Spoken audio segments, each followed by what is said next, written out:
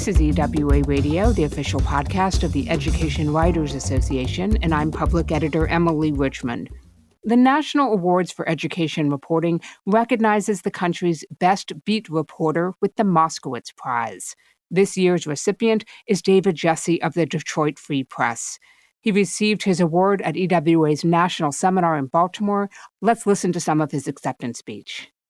It's kind of surreal to stand up here. I didn't go to a big journalism school. I went to a small private school that didn't have a journalism program. I worked at a lot of small papers around Michigan, bounced around. And to be honored for beat reporting is amazing. You know, that's what I am. I'm a beat reporter on the beat day after day doing the work. It's what I love to do. I'm a very curious person, and a chance to ask questions and to dig into things and to make relationships and to tell stories and to hold people accountable. And he is also with us now. David, welcome back to EWA Radio, and congratulations. Thank you, Emily. It's always good to be with you. So is it a surprise when you hear your name called for that kind of a prize? What were you thinking? It's a complete shock. I totally did not expect it. I was happy to be named as a finalist for the beat reporter in my division.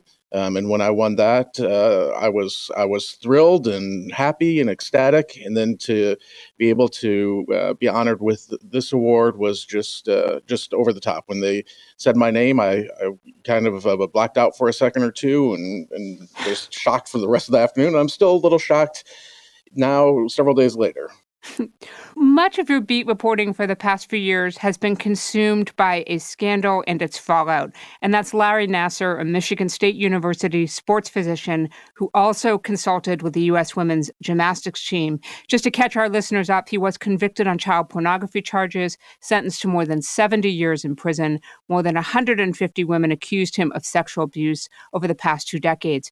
While the criminal proceedings against Larry Nassar may have ended, the fallout continues to linger for MSU's leadership as they're struggling to rebuild trust with their community. Where do things stand? Well, we're still kind of in a waiting phase to see what's going to happen. We're on our second acting president at the university.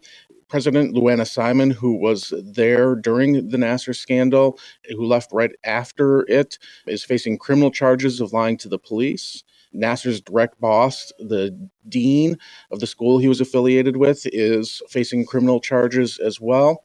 And by the end of the month, we're told we should have a new permanent president at Michigan State, someone who's going to face a huge uphill battle in trying to get trust back in the university and the administration. And we should point out that MSU survivors were back in the news recently when Education Secretary Betsy DeVos declined to meet with them. Tell us a little bit more about that.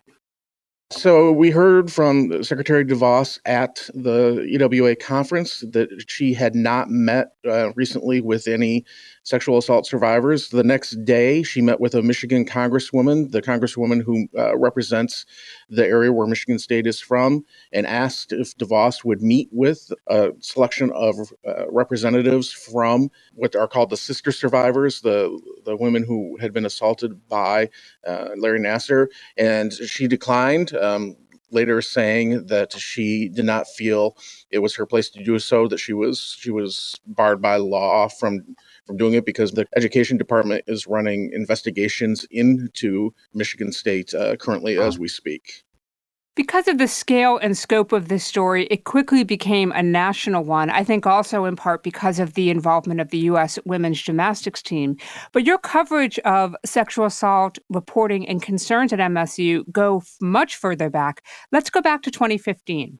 Yeah, we were writing then. There was a whole host of issues that Michigan State had, like many universities across the nation, in responding to reports of sexual assault, of taking months and months and months to do anything, of not taking action, of trying to sweep things under the rug. The federal government, the Office of Civil Rights, was on campus, wrote in 2014, came out with a report, said that Michigan State's administration was fostering a sexually hostile environment on campus. And so Michigan State's had a lot of issues with this for quite some time. And this Larry Nassar case because it's so horrific, has really brought the spotlight to a host of problems that go back well into the past.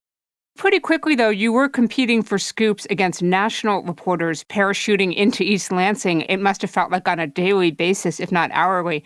I'm wondering, how did you make the most of your home turf advantage?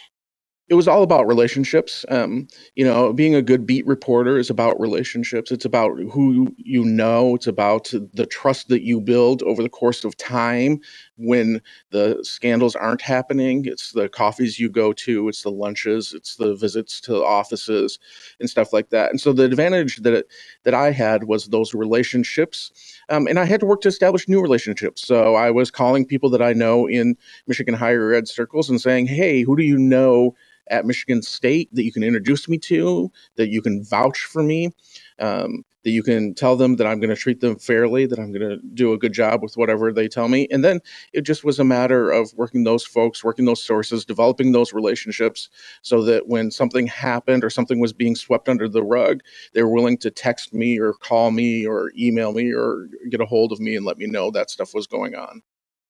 I had a chance to read the nominating letter that your editor sent along with your submission for the Beat Reporting Prize. And he quipped that you had so many scoops related to internal emails that were being sent back and forth among officials that some of them actually suspected that you were simply being CC'd on them. Yeah, we had a few sources that were giving us emails almost in real time because of what was being said. People who saw the efforts by both the Luana Simon administration and then by the John Engler, the former Republican governor of Michigan, who was named to replace Simon as an interim or an acting president. And they saw what was going on, and they would get these emails. They'd be copied on them. They'd see them. Someone else would share it with them. And they were worried about what was going on and that the university was trying to somehow bury the Larry Nassar scandal again. And so that's when they would reach out and send it to me. And like that letter said, almost almost within minutes of them being sent. What did you learn about how you approach interviews with assault survivors over the course of this reporting cycle? It's a really hard thing to do. It's even harder because I'm a man and, there's some dynamics there. I'm just very empathetic. I'm very upfront with them. I often say to them when we sit down that I'm going to ask them questions, that I want to hear what happened to them, what their story is. But I also tell them up front that if I ask a question and they don't want to talk about it, if it's too painful for them, that they can just tell me that and we'll move on, that I'm not going to grill them about it. I'm not going to try to, find a sneaky way to get them to answer that. I want to hear what they're willing to talk about. I also make sure that, they know that if we're meeting a person or we're talking on the phone, that if they want to have an advocate with them, if they want to have a support person with them, that's fine with me. I don't have a problem. Normally reporters kind of dislike that, you want that one-on-one. But in this case, I'm willing to do that. And then as we develop relationships and as I develop trust, word spreads among the survivor community that I can be trusted, that I'll be fair to them, that I'll be empathetic, that I won't press them.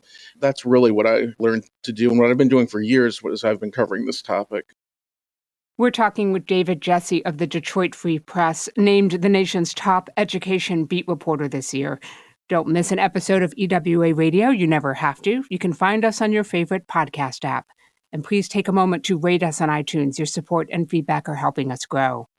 This week's episode of EWA Radio is sponsored by the Chan Zuckerberg Initiative, a future for everyone, especially our children. The Chan Zuckerberg Initiative wants every young person to enter adulthood with skills and abilities they need to reach their full potential. And they want every teacher to be equipped with the tools and research-based ideas and practices they need to help get them there. Learn more at chanzuckerberg.com/education. EWA retains all control over editorial content. David, I want to shift gears a little bit. We often talk about the value of reporters bringing a skeptical lens to their work. What does that mean to you? It means that I don't trust anything, that I want to verify, that I question what's going on. I think a good example of that is when a student sued Michigan State University, alleging that the counseling center dissuaded her from reporting her rape by 3 basketball players, allegedly.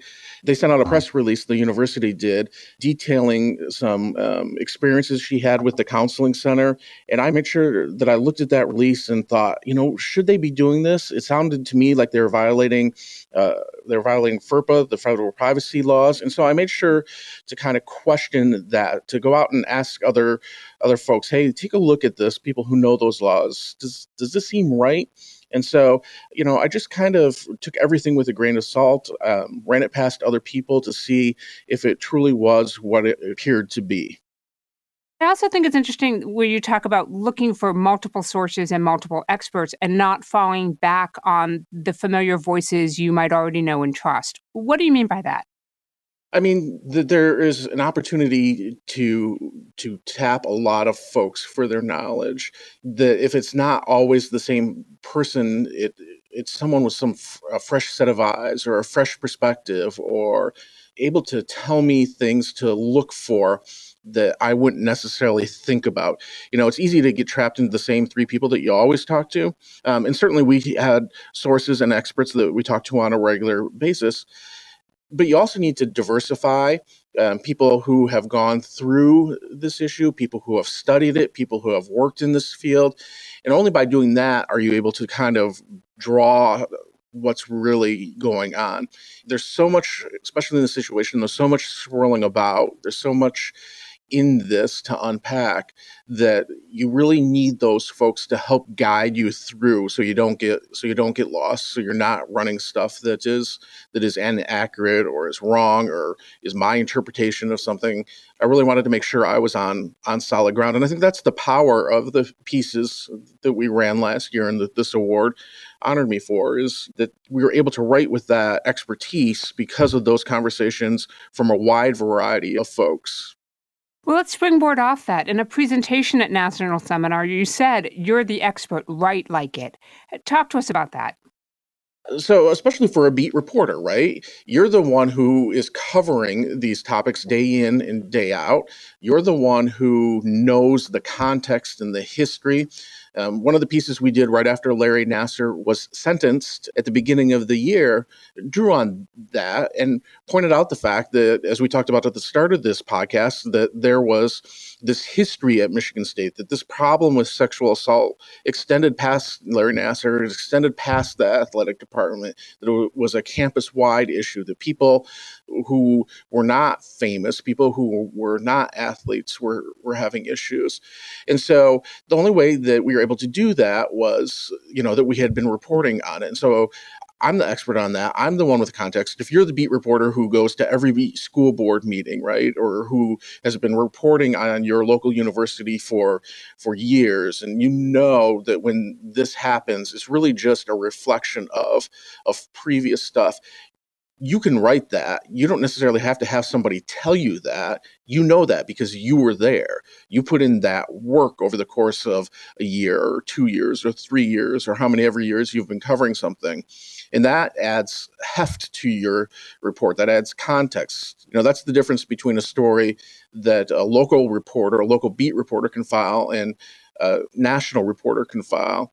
There's a lot of national people who did a lot of good work on the Larry Nassar thing. ESPN did some really good stuff. There's a new HBO documentary out just now that's really good. So there's national folks who have done a lot of good stuff, but the value that a local beat reporter brings, whether it was me or a reporter from the Detroit News or the Lansing State Journal or Michigan Radio, that value that we bring is that we were able to be there for an extended amount of time. We've been there. We understand what's going on. We understand the dynamics. And so we can write that. We can show people that, hey, this is why this is happening. So you've been on the higher ed beat at the Detroit Free Press for about 8 years. You were a local reporter for many years before that. What are you feeling right now as you look around the country, though, at the state of local journalism? You've just expounded on so many of the value and contributions and importance of local reporting. It's so hard to do, right? Even the Detroit Free Press, which is a reasonably large newsroom, has shrunk drastically since when I started there 8 years ago. We've gone through, like many other places, round after round of buyouts and layoffs. We just had some yesterday. We were at a farewell for a Metro columnist who's leaving, retiring early because of layoffs that were pending. And so it's harder and harder to do it. And where it really shows is it's harder and harder to get that time to go out and develop those sources. We talked about those relationships that you need to be able to do these types of stories. And that's where it comes. We're lucky at the Free Press that we still have that time, that our bosses really value that and are willing to give us an hour or 2 hours, in the course of a day to sit down and have coffee with somebody. But it's becoming much harder to do when you got to file 2 or 3 stories every day. In that case, you're just looking for whatever's quick. What press release can I turn with 1 or 2 calls? What event can I cover and get a quick thing out of? And that's what I worry about as I think about local journalism, beat reporting and education beat reporting. That time spent is just becoming harder and harder to get. And that means that these stories and all the wonderful stories, the stories that are on the finalist list across all the categories at the EWA Awards are incredible. And they all came out of that deep reporting, that time that was able to be spent on them.